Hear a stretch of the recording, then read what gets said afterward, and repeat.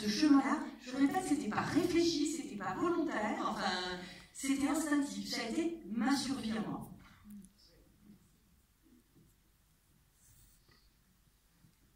Oui.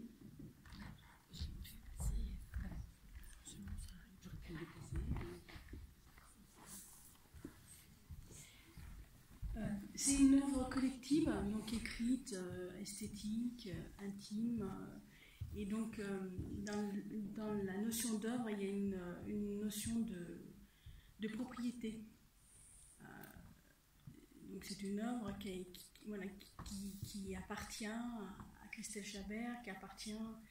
Et puis en même temps, comme tu le dis, c'est aussi un témoignage et un partage qui appartient au collectif et qui pourrait aussi.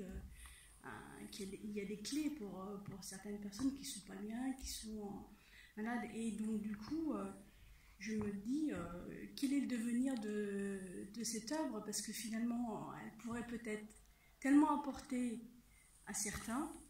Et est-ce qu'on a vraiment le droit de... Enfin, voilà, qu'est-ce que ça peut devenir Alors ça, c'est un documentaire qui a été financé en partie par France 3, qui est passé à la télévision.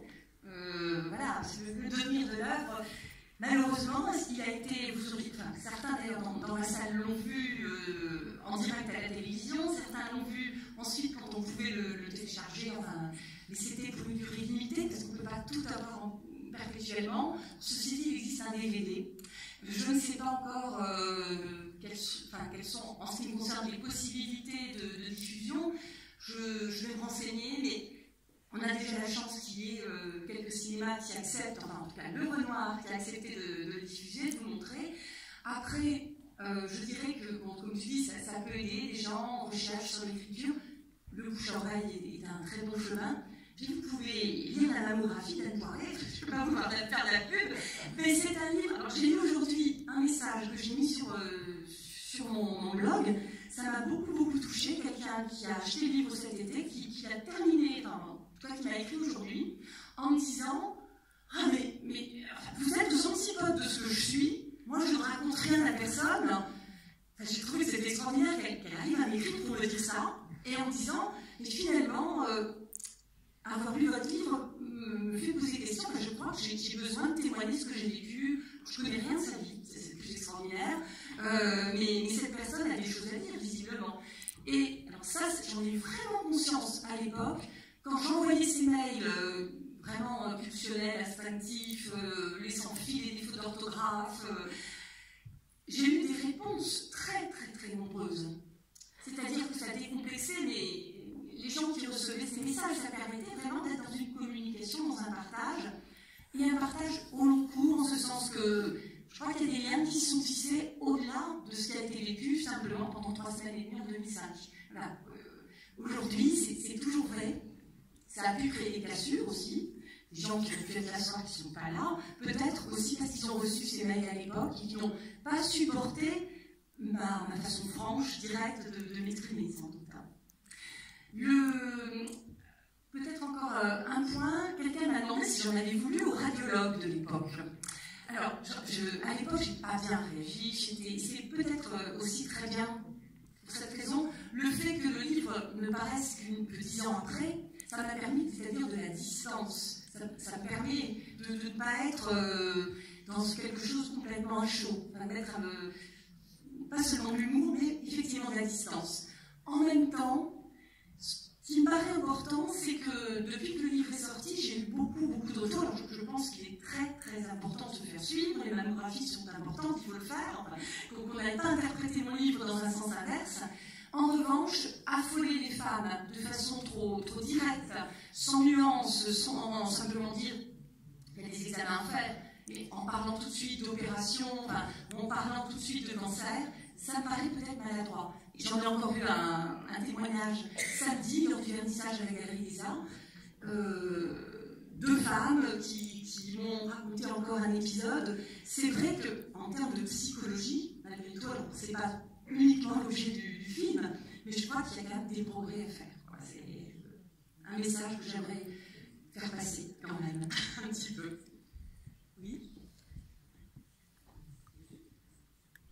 Petite question, est-ce que tu as envoyé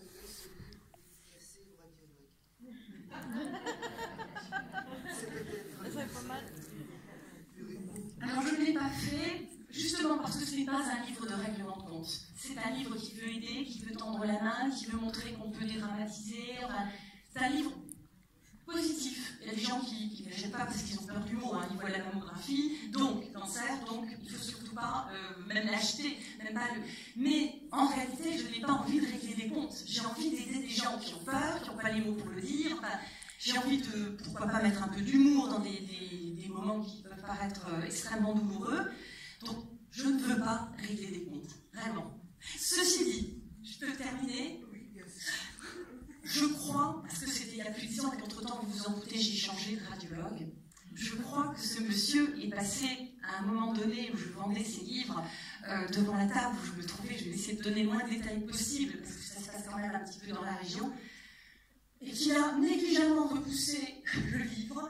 Je crois que c'est lui, je n'en suis pas sûre, en me disant « j'en vois tous les jours ». Voilà, donc il n'avait aucune curiosité sur cette question-là, ça ne le concernait pas, puisque de toute façon, les mammographies, il en voit tous les jours. Oui, moi, je n'avais aucune arrière-pensée, sincèrement, de règlement de compte. Je pensais que ça pouvait lui rendre service et surtout rendre service à ses patients. Alors, au moment où j'ai écrit la version, enfin, oui, on peut dire tout de suite, au moment de l'affaire, en 2005, j'avais l'intention d'écrire des courriers, mais qui sont quand même des courriers règlement de compte. Et j'étais un petit peu en cause aussi par ma peur. Si j'avais été une femme sereine, une femme légère, comme j'en connais certaines dans la salle, à qui on annonce qu'elle a un cancer et qui réagit avec toute la sérénité du monde, ça aurait été parfait. Mais je ne suis pas une femme sereine, je suis un volcan. Elle s'appelle Volcan, mon héroïne dans le livre. Hein. Enfin, je suis en éruption. Donc je crois que, à l'époque, effectivement, au-delà d'un livre, j'avais l'intention d'envoyer un courrier à mon généraliste et surtout, enfin, il y avait deux radiologues, enfin, le radiologue et la personne qui l'accompagnait, j'avais vraiment, c'était mon obsession. Donc quand tu auras lu le livre, Josette, tu sauras que à la fin j'ai grandi, j'ai vraiment grandi. Je ne peux pas vous dire que je vous souhaite de croire que vous avez un cancer un jour, mais je vous assure que ça m'a fait beaucoup de bien. C'est affreux à dire, mais ça a été une expérience extrêmement constructive. Et donc, je n'ai plus de compte à régler. Si ces gens-là ne sont pas capables de grandir d'eux-mêmes, ils ont d'autres chemins pour grandir, mais ça ne passait pas par moi, visiblement. Y a-t-il d'autres questions? Mais maintenant, je vais peut-être les envoyer. Hein.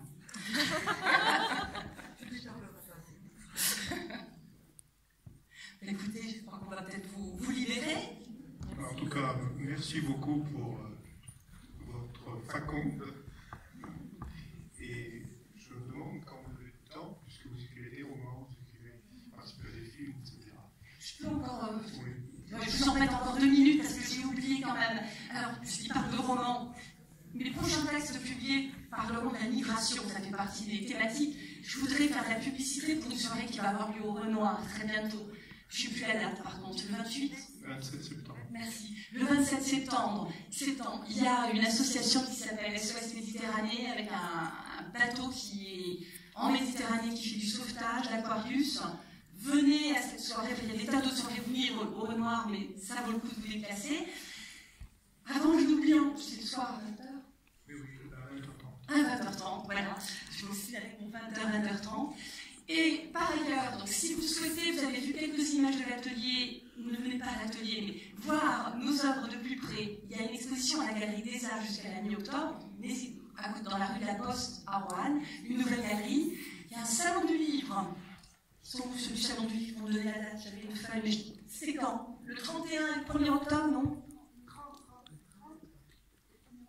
Le 30 septembre, le 1er octobre, pardon. Donc, un salon du livre où vous pourrez rencontrer une trentaine d'écrivains de la région, dont mon poème. Et puis, à Noética à la Pacodière, au mois d'octobre, pour ceux qui le souhaitent, je lirai des extraits le jour du vernissage, justement, de la mammographie. Il y aura atelier d'écriture, atelier de coloriage et une visibilité pour la fin, mais le jour de l'inauguration, au-delà du vernissage, donc, vous pourrez entendre une lecture d'extraits de la mammographie. Pardon si j'étais un petit peu long, je suis une grande bavarde. Merci à vous d'être venus.